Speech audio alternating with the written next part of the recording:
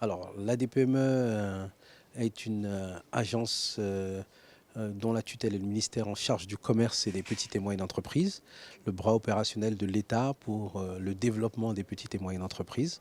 Elle a trois principales missions.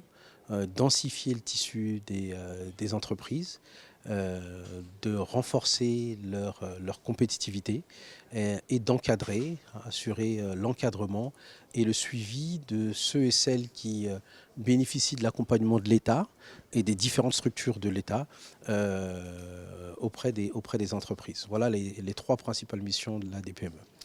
Oui, la situation des PME, elle a été très bien définie par le dernier recensement général des entreprises.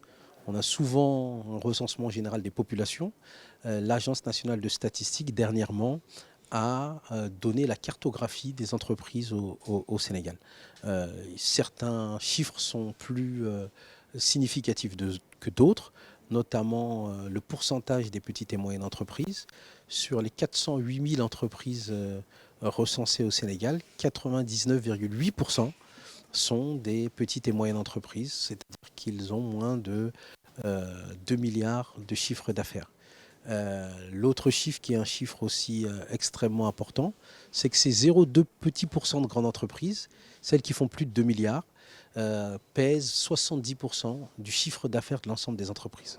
Qu'est-ce que ça veut dire? Ça veut dire que nos petites et moyennes entreprises ont un besoin d'accompagnement pour être plus compétitives, pour jouer un rôle plus important dans la création de richesses et la création d'emplois au Sénégal.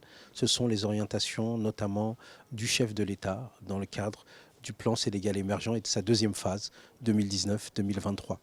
Et l'autre chiffre qui est aussi un chiffre important, c'est le nombre d'entreprises qui sont informelles au Sénégal. Sur les 408 000, 97% n'ont pas d'état financier. Donc seuls 3% d'entreprises disposent d'états financiers qui sont considérés comme formels. Ce qui pose le problème de l'information et la qualité de l'information que l'on a sur les petites et moyennes entreprises, sachant que cette information, toutes les études l'ont montré, la Banque centrale, la Banque européenne d'investissement ont indiqué que la principale problématique ou la principale raison pour laquelle les institutions financières ne financent pas suffisamment les entreprises et les PME, ce sont la qualité de l'information, l'asymétrie d'information qu'il peut y avoir entre elles et les petites et moyennes entreprises. Et donc, c'est là encore un des défis qu'on a à relever, accompagner les PME pour que ces dernières puissent disposer d'une information sur elles-mêmes de qualité pour pouvoir se renforcer, accompagner les PME. Oui, comme je le disais, aujourd'hui, elles pèsent que 30% du chiffre d'affaires. C'est l'objet de la prochaine étude qui sera aussi présentée jeudi prochain, après-demain, à savoir quelle est la contribution des petites et moyennes entreprises au PIB, à la création de richesses et de l'emploi. C'est une donnée extrêmement importante parce qu'au travers de cette donnée, ça nous permettra de mieux ajuster nos actions d'accompagnement en direction de ces petites et moyennes entreprises. En termes de chiffre d'affaires, on sait ce que ça représente, je disais, à peu près 30%. Jeudi, lors de la rencontre et de la journée des micro, petites et moyennes entreprises, on aura une idée bien plus précise sur leur poids dans le PIB. Alors en 2017, l'Assemblée générale des Nations unies a statué et décrété le 27 juin comme la journée des micros, des petites et moyennes entreprises.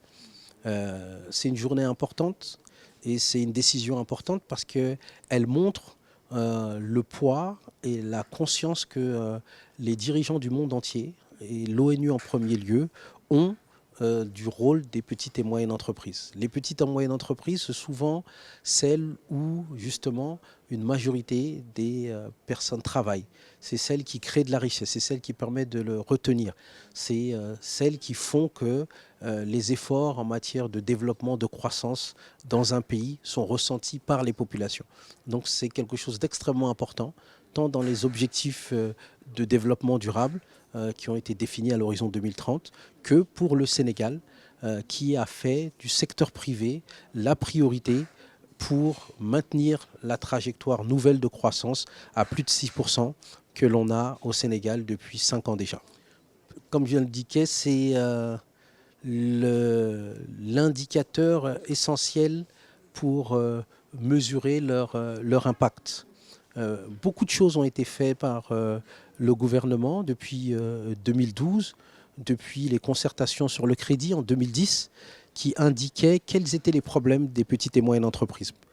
Parmi ces problèmes, l'absence de garantie, le fonds de garantie des investissements prioritaires a été mis en place, l'absence de mécanisme de capital risque, le fonds 6, Teranga Capital ont été mis en place, l'absence de banque dédiée aux PME, la BNDE a été mise en place, l'absence d'outils orientés sur des populations particulières, les jeunes, les femmes en particulier. La délégation à l'entrepreneuriat rapide a également été mise en place.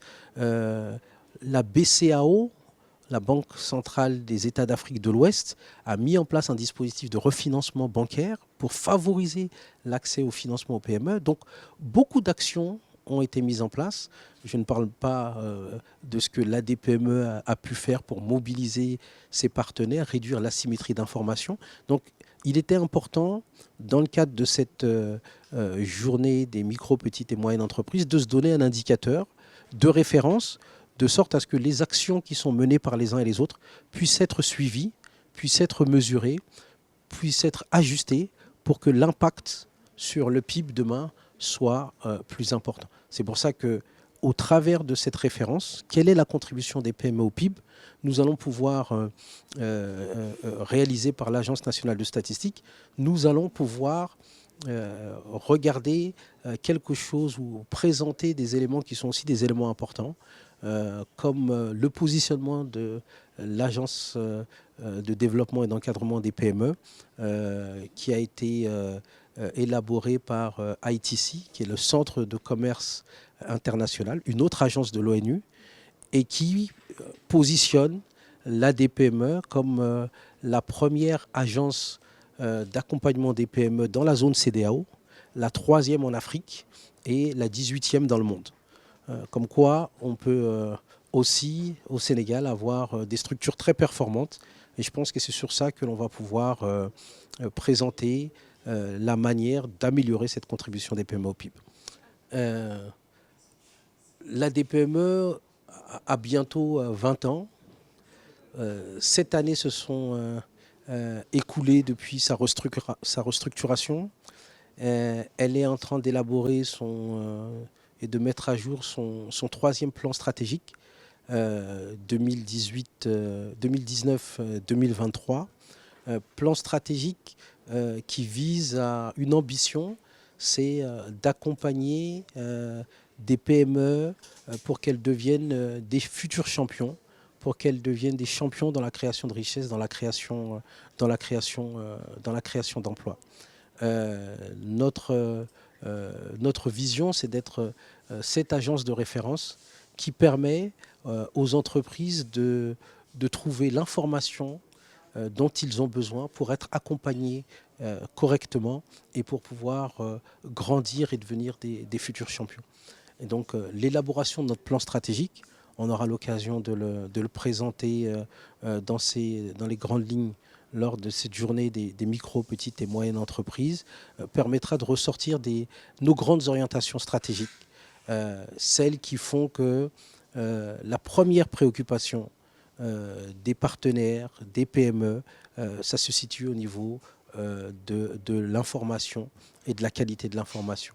Et tous les efforts qui font de l'ADPME la première agence en zone CEDEAO seront mis en lumière pour que les ambitions de l'État du Sénégal d'avoir des moteurs de l'émergence à travers les PME soient réalisées. La fin, c'est un mot d'encouragement, un appel aux différents dirigeants d'entreprises, aux futurs entrepreneurs.